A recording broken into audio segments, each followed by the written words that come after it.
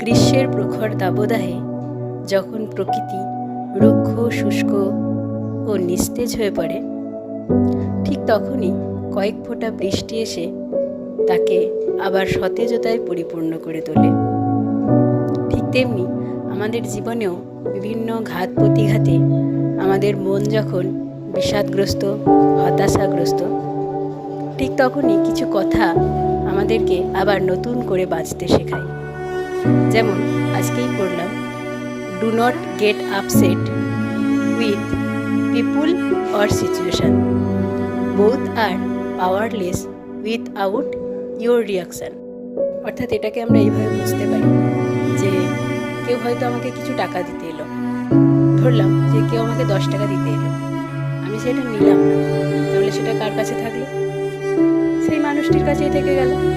ঠিক তেমনি কারোর খারাপ ব্যবহার আমরা যদি না গ্রহণ করি, না নিই, তাহলে সেটা কার কাছে থেকে যাবে? তার কাছেই থেকে যাবে, তাই না?